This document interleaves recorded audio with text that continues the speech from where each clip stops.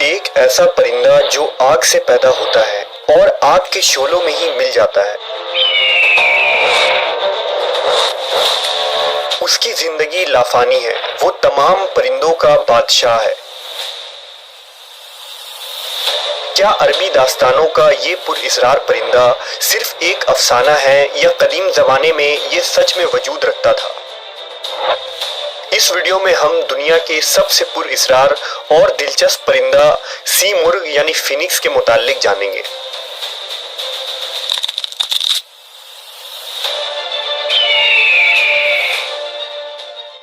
دنیا میں انواع و اقسام کے پرندے موجود ہیں جو اس کائنات کی خوبصورتی میں چار چاند لگاتے ہیں، لیکن ان میں ایک پرندہ ایسا ہے جو اپنی دلچسپ اور حیران کن خصوصیت کی وجہ سے صدیوں سے زیر بحث رہا ہے، جسے سی مرغ یا فینکس کہتے ہیں۔ لوگ اسے فائر برڈ کے نام سے بھی جانتے ہیں۔ عربی یا فارسی میں اسے عنقا یا ققنس کہتے ہیں، آریہ لوگ اسے امر پکشی اور ترکی اسے تغرل یا ہما کہتے ہیں۔ یہ پرندہ اپنی غیر معمولی لمبی عمر کی وجہ سے مشہور ہے۔ دراصل اس کی زندگی لافانی اور نہ ختم ہونے والی کہی جا سکتی ہے۔ اس پرندے کے متعلق مشہور ہے کہ یہ پرندہ 500 سے 600 سالوں تک زندہ رہنے کے بعد خود کو جلا کر راکھ کر دیتا ہے اور پھر اسی راکھ سے اس کے نسل کا نیا پرندہ جنم لیتا ہے۔ اس پرندے کے متعلق ہر تہذیب اور قوموں میں مختلف کہانیاں موجود ہیں، خواہ قدیم چین ہو، فارس ہو، بھارت ہو یا عرب ہو۔ مورخین کے مطابق سی مرغ پہلے عرب کے علاقوں میں پایا جاتا تھا اور عرب کے اونچے اور ویران پہاڑی چوٹیوں میں اس کا بسیرا تھا۔ یہ پرندے کوہ قاف میں رہتے تھے، جو قدیم دور کا ایک پراسرار اور طلسماتی شہر تھا۔ کہتے ہیں کہ اس پرندے نے کبھی زمین کو نہیں چھوا اور یہ اس قدر اونچائی میں اڑتا تھا کہ اسے کوئی بھی نہ دیکھ پاتا تھا۔ سی مرغ نہایت ہی خوبصورت ہوتا ہے۔ اس کے پر جامنی رنگ کے اور دم نیلی سبز اور سنہری ہوتی ہے۔ یہ دیکھنے میں کسی بڑے عقاب کے مانند ہوتا ہے۔ سی مرغ دنیا کے تمام علوم سے واقفیت بھی رکھتا ہے اور بہت وفادار ہوتا ہے۔ 5ویں قبل مسیح میں ہیروڈوٹس نے لکھا تھا کہ عربی لوگ ایک ایسے پرندے میں یقین رکھتے ہیں جسے میں نے صرف تصویروں میں دیکھا ہے، اور ہر 500 سالوں بعد یہ پرندہ خود کو جلا کر نیا جنم لیتا ہے۔ سی مرغ کے آنسو بیماریوں کے علاج کے لیے استعمال ہوتے ہیں اور ان کے آنسوؤں میں بہت سے مرض کی شفا رکھی گئی ہے۔ اسلامی تصوف میں سی مرغ کو ایک اہم مقام حاصل ہے اور صوفیہ کرام نے اس پرندے کو اپنا موضوع کلام بنایا ہے۔ لہٰذا ایران کے مشہور صوفی بزرگ خواجہ فرید الدین عطار نے اپنی کتاب منطق الطیر میں سی مرغ کا ذکر کیا ہے۔ اس کتاب میں ایک دلچسپ حکایت موجود ہے جس کے مطابق ایک دفعہ دنیا کے تمام پرندے، ہر اقسام اور نسل کے چرند و پرند ایک جگہ جمع ہوئے۔ سب نے کہا کہ زمانے میں اس وقت کوئی ملک بھی بادشاہ سے خالی نہیں ہے، مگر ہمارے قوم کا کوئی بادشاہ نہیں ہے، لہٰذا ہمیں رائے مشورہ کر کے اپنا ایک بادشاہ مقرر کرنا چاہیے۔ چنانچہ تمام پرندے سر جوڑ کر بیٹھ گئے اور اس میٹنگ کا آغاز ہوا۔ ہدہد جو اب تک اس میٹنگ سے غیر حاضر تھا، وہ اس اجتماع میں آیا۔ ہدہد وہ پرندہ تھا جسے اللہ نے عقل کامل عطا کیا تھا اور وہ ہر نیکی و برائی سے آگاہ تھا۔ ہدہد نے کہا، اے پرندوں کی جماعت، بے شک میں پیغام رساں بھی ہوں اور غیب کی باتیں بھی بتاتا ہوں۔ میرے پاس قدرت کے اسرار بھی موجود ہیں۔ میں حضرت سلیمان علیہ السلام کے ساتھ رہ چکا ہوں اور ان سے ہم کلام ہونے کا شرف حاصل ہے۔ میں تم سب میں زیادہ عزت اور مقام رکھتا ہوں۔ میں کئی وادیوں، پہاڑیوں اور بیابانوں میں رہا ہوں۔ میں اس پرندے کو جانتا ہوں جو ہم سب کا بادشاہ ہے۔ اگر تم میرے پیچھے چلو گے تو میں تمہیں اس تک پہنچا سکتا ہوں۔ بے شک ہم سب کا بادشاہ وہی پرندہ ہے جس کا نام سی مرغ ہے اور وہ کوہ کاف کے وادیوں میں رہتا ہے۔ وہ تمام پرندوں کا سلطان ہے، مگر اس تک پہنچنے کا راستہ بہت لمبا اور طویل ہے۔ راستے میں بہت سارے خطرات، دریا اور خشک زمینیں آتی ہیں۔ اس راستے پر چلنا کسی مضبوط دل والے کا کام ہو سکتا ہے۔ اس راستے پر چلنے اور اس تک پہنچنے کے لیے جواں مردی کی ضرورت ہے۔ لہٰذا پرندوں کے سلطان سی مرغ کے بارے میں جان کر تمام پرندے اس کو دیکھنے کے لیے بے قرار ہو گئے۔ اس کے دیدار کے شوق نے ان کے اندر جوش و جذبہ پیدا کر دیا، چنانچہ تمام پرندوں نے اس راستے پر چلنے کا پکا ارادہ کر لیا۔ سفر شروع کرنے سے پہلے ہدہد نے اس راستے کی تفصیل بتائی۔ اس نے بتایا کہ اس راستے میں تمہیں 7 وادی کو پار کرنا ہوگا۔ پہلی وادی کا نام استغنا ہے۔ یہ بے نیازی کی وادی ہے جہاں ہر چیز کی حیثیت کم ہو جاتی ہے۔ دوسری وادی عشق کی وادی ہے۔ اس وادی میں جو بھی جاتا ہے وہ آگ بن جاتا ہے۔ تیسری وادی طلب کی وادی ہے۔ اس وادی میں تکلیفوں اور مشکلات کا سامنا ہوتا ہے۔ چوتھی وادی معرفت ہے۔ اس وادی کے بے شمار راستے ہیں جہاں چلنے والا کھو جاتا ہے۔ پانچویں وادی توحید کی وادی ہے۔ اس وادی میں کثرت بھی وحدت نظر آتی ہے اور یہ راستہ ایک پیچیدہ راز ہے۔ چھٹی وادی حیرت کی وادی ہے۔ یہاں صرف درد اور حسرت ملتی ہے، ہر طرف افسوس ہی افسوس ہوتا ہے۔ اور ساتویں اور آخری وادی فقر و فنا ہے۔ یہ وادی فراموشی اور بے ہوشی کی وادی ہے۔ یہاں پہنچنے والا دیوانہ ہو جاتا ہے اور یہاں گم ہو کر رہ جاتا ہے۔ پرندوں نے سفر کا آغاز کیا۔ اس سفر میں تمام پرندے تھک کر چور ہو گئے، کچھ بیمار پڑ گئے، کچھ کی حالت بدتر ہو گئی۔ بلبل، طوطا، چکور، باز، بوف اور دوسرے اقسام کے پرندوں نے راستے میں ہی ہار مان لیا۔ پرندوں کے بال و پر خون آلود ہو گئے، وہ آہوزاری کرنے لگے۔ انہوں نے ایسا راستہ دیکھا جس کی کوئی انتہا نہ تھی، ایسا درد دیکھا جس کی کوئی دوا نہ تھی۔ ان کی کمر ٹوٹ گئی۔ ہزاروں پرندے تو درد اور تکلیف برداشت نہ کر پانے کی وجہ سے راستے میں ہی مر گئے۔ انہوں نے ہدہد سے کہا کہ ہم اتنی مشکل وادی کو پار نہیں کر سکتے۔ لہذا ہدہد نے ان وادیوں کے درمیان ایک جگہ پڑاؤ ڈالا اور تمام پرندوں کو جمع کیا۔ ہدہد نے کہا، میں نے تم سے پہلے ہی کہا تھا کہ سی مرغ تک پہنچنا اتنا آسان کام نہیں ہے، لیکن تم مجھے اپنا رہبر مان کر میرے پیچھے چلتے رہو اور ان مشکلات و خطرات کا ڈٹ کر سامنا کرو۔ یاد رکھو، اگر دنیا و آخرت میں لافانی ہونا چاہتے ہو تو تمہیں اس بادشاہ تک پہنچنا ہوگا۔ اس کے پر کی ایک چھاؤں تمہاری تمام تکلیفوں کو ختم کر دے گی اور تمہاری قسمت کو پلٹ دے گی۔ اے پرندوں کی جماعت، اس دنیا میں تمہیں تھوڑے ہی دن رہنا ہے، پھر ایک دن تو تمہیں موت ضرور آئے گی۔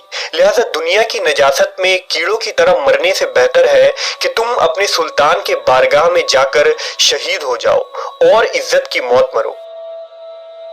ہدہد نے کہا، اس فانی دنیا کی محبت اپنے دلوں سے نکال دو، تمام خواہشات کچل ڈالو، اپنے دلوں کو پاک کرو، دنیا کی ہر چیز سے بے نیاز ہو جاؤ، حوصلہ کو بلند کرو اور اس خیالی دنیا سے بیزار ہو جاؤ۔ پرندے پھر سے حوصلہ مند ہو گئے، ہمت باندھا اور ہزاروں لاکھوں پرندے صف بصف اور قطار در قطار ہدہد کے پیچھے چل پڑے۔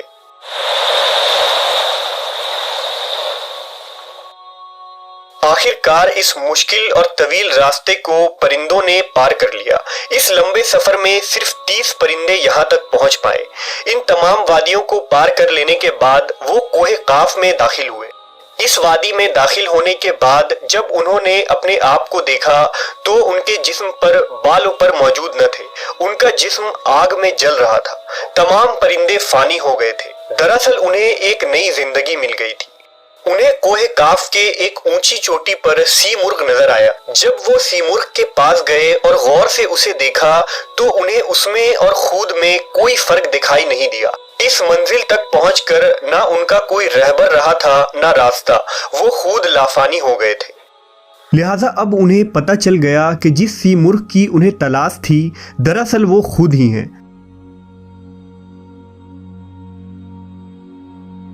دراصل سی مرغ کے اس حکایت کے ضمن میں خواجہ فرید الدین عطار نے تصوف کا مکمل مقدمہ پیش کر دیا ہے، یعنی کس طرح ایک بندہ دنیاوی خواہشات، نفس پرستی، انا اور ہر چیز کو نیست و نابود کر دینے کے بعد تصوف کے تمام منزلوں کو سر کر سکتا ہے، اور جب انسان تمام منزل طے کر لیتا ہے تو فنا ہو جاتا ہے اور اسے معرفت مل جاتی ہے۔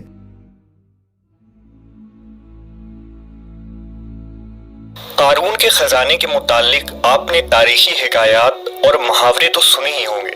یہ وہی شخص ہے جس کا ذکر اللہ نے قرآن مجید میں نشان عبرت کے طور پر کیا ہے۔ قارون کا قصہ اسرائیلی اور اسلامی دونوں طرح کی روایتوں میں ملتی ہے۔ یہ بنی اسرائیل کا وہی امیر ترین شخص تھا جس کے خزانے کی کنجیاں 300 اونٹوں اور خچروں پر لادے جاتے تھے، اور ہر کنجی چمڑے کی ہوتی تھی جو ایک خزانے کی چابی تھی۔ تاریخ انسانی میں شاید قارون سے زیادہ دولت و ثروت کسی شخص کو عطا نہیں کی گئی۔ قارون حضرت موسیٰ علیہ السلام کے چچا یسور کا بیٹا تھا۔ وہ نہایت ہی حسین و خوبصورت آدمی تھا، کسی شخص کو عطا نہیں کی گئی۔ قارون حضرت موسیٰ علیہ السلام کے چچا یسور کا بیٹا تھا۔ وہ نہایت ہی حسین و خوبصورت آدمی تھا۔ یہی وجہ تھی کہ بنی اسرائیل اور قبطی لوگ اسے منور کہا کرتے تھے۔ قارون جوانی میں اپنے قوم کا سب سے با اخلاق اور نیک افراد میں شمار کیا جاتا تھا، نیز توریت کا بہت بڑا عالم دین بھی تھا، کیونکہ اس کی پرورش موسیٰ علیہ السلام کے سایہ عاطفت میں ہوئی تھی، اس لیے وہ کتاب کا علم بھی رکھتا تھا اور اچھی آواز کا مالک تھا۔ وہ توریت خوبصورت انداز میں تلاوت کیا کرتا تھا، یہی وجہ تھی کہ لوگ اس کا بہت ہی ادب و احترام کیا کرتے تھے۔ قارون ابتدا میں حضرت موسیٰ علیہ السلام پر ایمان لے آیا، اور جب بنی اسرائیل کو قبطیوں کی غلامی سے نجات ملی تو وہ ان کے ساتھ مصر کو چھوڑ کر سرزمین موعود کی طرف ہجرت کر گیا۔ وہاں اس کے حالات ایک دم سے بدل گئے اور اس کے ہاتھ میں بے شمار دولت آئی۔ دیکھتے ہی دیکھتے وہ اپنی قوم کا امیر ترین شخص بن گیا، جس کا ذکر اللہ نے قرآن مجید میں کچھ یوں کیا ہے: بے شک قارون موسیٰ کی قوم سے تھا، پھر اس نے قوم پر زیادتی کی، اور ہم نے اس کو اتنے خزانے دیے جن کی کنجیاں اٹھانا ایک طاقتور جماعت پر بھاری تھی۔ ایک جگہ فرمایا، جب اس سے اس کی قوم نے کہا اتراؤ نہیں، بے شک اللہ اترانے والوں کو پسند نہیں کرتا، اور جو مال تجھے اللہ نے دیا ہے اس کے ذریعے آخرت کا گھر طلب کر، اور دنیا سے اپنا حصہ نہ بھول، اور احسان کر جیسا اللہ نے تجھ پر احسان کیا، اور زمین میں فساد نہ کر، بے شک اللہ فسادیوں کو پسند نہیں کرتا۔ جب زکوٰۃ کا حکم نازل ہوا اور حضرت موسیٰ علیہ السلام نے اس سے عہد لیا تو اس نے یہ وعدہ کیا تھا کہ اپنے مال کا 1000واں حصہ زکوٰۃ نکالے گا۔ جب اس نے اپنے مال کا حساب لگایا تو ایک بہت بڑی رقم زکوٰۃ کی نکلی، لہٰذا اس کے دل میں حرص اور لالچ پیدا ہو گئی اور وہ زکوٰۃ کا منکر ہو گیا۔ اس نے ایک گندی چال چلی۔ اس نے بنی اسرائیل میں سے ایک گروہ کو جو اس کی حمایتی تھے جمع کیا اور کہا، اے بنی اسرائیل، موسیٰ نے ہمیں بہت سارے امور کا حکم دیا جس پر تم لوگوں نے اس کی پیروی کی، اب وہ تم سے تمہارا مال بھی لینا چاہتا ہے۔ فلاں فاحشہ عورت کو لے کر آؤ تاکہ اسے کچھ پیسے دے کر موسیٰ کو بدکار ثابت کیا جا سکے۔ قارون نے اپنے قوم کے لوگوں کو جمع کیا اور حضرت موسیٰ علیہ السلام سے پوچھا کہ زنا کی کیا سزا ہے؟ حضرت موسیٰ علیہ السلام نے کہا، جو بھی زنا کرے حالانکہ اس کی بیوی بھی ہو تو اسے سنسار کیا جائے یہاں تک کہ وہ مر جائے۔ قارون نے حضرت موسیٰ سے کہا، حتیٰ کہ اگر یہ کام آپ نے ہی انجام دیا ہو تو بھی؟ موسیٰ علیہ السلام نے کہا، ہاں، حتیٰ کہ اگر اس کام کو میں بھی انجام دوں تو یہی حکم ہے۔ قارون نے کہا، بنی اسرائیل یہ گمان کرتے ہیں کہ آپ نے فلاں فاحشہ عورت سے زنا کیا ہے۔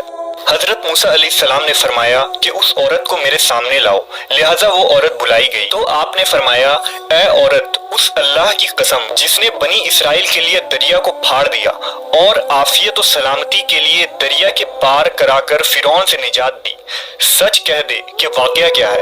حضرت موسیٰ کے جلال سے عورت سہم کر کانپنے لگی اور اس نے مجمع عام میں صاف صاف کہہ دیا کہ اے اللہ کے نبی، مجھ کو قارون نے کثیر دولت دے کر آپ پر بہتان لگانے کے لیے آمادہ کیا ہے۔ اس وقت حضرت موسیٰ علیہ السلام آپ دیدہ ہو کر سجدہ شکر میں گر پڑے اور بحالت سجدہ آپ نے یہ دعا مانگی کہ یا اللہ، قارون پر اپنا قہر و غضب نازل فرما دے۔